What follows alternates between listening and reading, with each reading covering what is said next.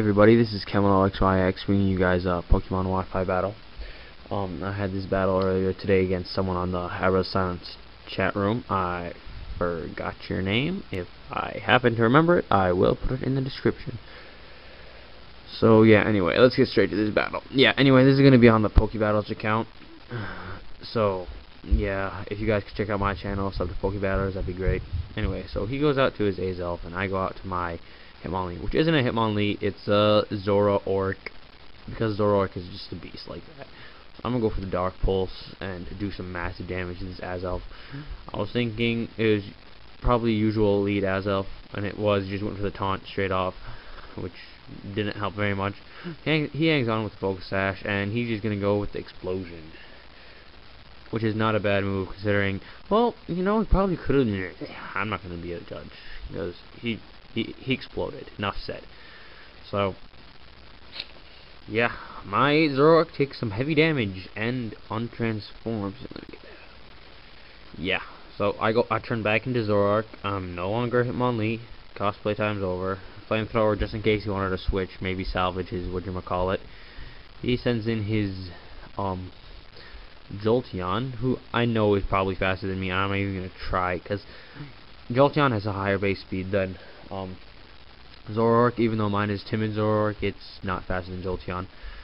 I'm thinking about running a Swords Dance Sucker Punch set so I can take out faster people like Jolteon. So I see he's Life Orb, so I'm gonna go out into my Kid Goku, my Victini, Choice Scarf Victini. He's gonna go for Protect, and I'm gonna go for the Flare Blitz. And I am Choice Scarf, so I know I'll be faster than him.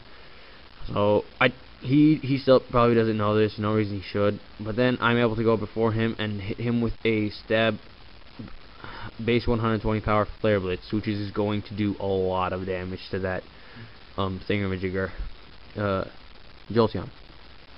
Jolteon is not a very bulky poke. You see he went for the Protect for the first turn, scout, see what I was going to do. Anyway, so he sends in his Kande, which is a Porygon Z. Porygon Z has always been a pain in my behind, and I don't like it, so I'm just going to go for another Flare Blitz and be all like Goku and hitting everything without heed to anything else, and just immense wreckage. And almost takes it out. He's Adamant Max Attack with Choice Scarf, but it still wasn't enough. So he goes for the Tri-Attack, which is a fairly obvious move right there, considering it is Stab, and I didn't see download, so he has adaptability, which makes his stabs even more powerful. So I'm going to send in my actual Hitmonlee, who is, as usual, carrying the Mach Punch. I'm going to go ahead and take out his Porygon Z with that. Easy KO, nothing to protect right there.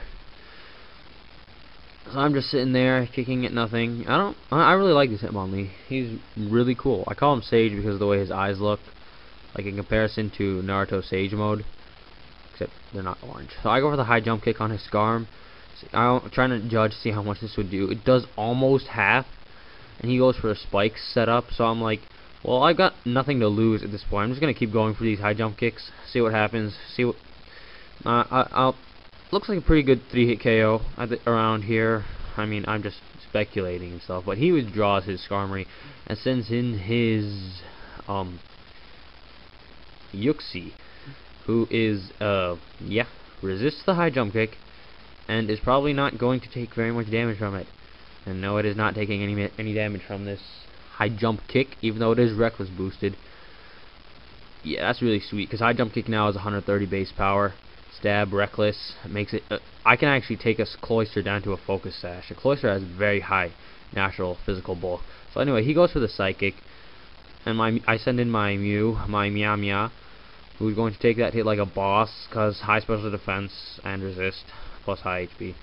Yeah, he's going to send in his I'm Sick, which is a Scizor, which is excellent for me, because I go for the Trick, which is awesome. Because I'm tricking him my Choice Scarf so that I don't have it anymore.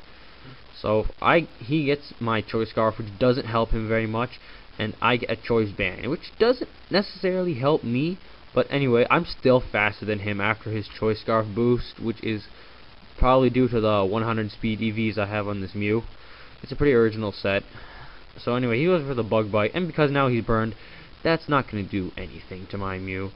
He's just chilling right here. He's like all happy and stuff, and floating around, and, like, doing butterfly swimming pool strokes. And I'm locked into Will-O-Wisp, and I don't really feel like switching into anything, because my team has a general weakness to bug-type moves. So now he's going to go for the Bug Bite, and that's going to be enough to finish my Mew off. But Mew did a good job in burning that Scizor, effectively crippling it, meaning that it's not going to be doing any damage to anything on my team unless it gets a super effective hit. But I actually still have Hitmonlee, but I'm not going to use it. I'm just going to go into my Salamence, who I really love, because now I'm able to use him because he's not Uber anymore. I miss using this guy in 4th gen.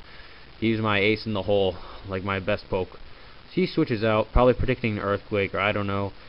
But I actually went for the Flamethrower, which is going to be excellent, because that's going to hit this Skarmory for super effective on its weaker special side, which is never a bad thing, because Skarmory is a real pain, and I don't like it.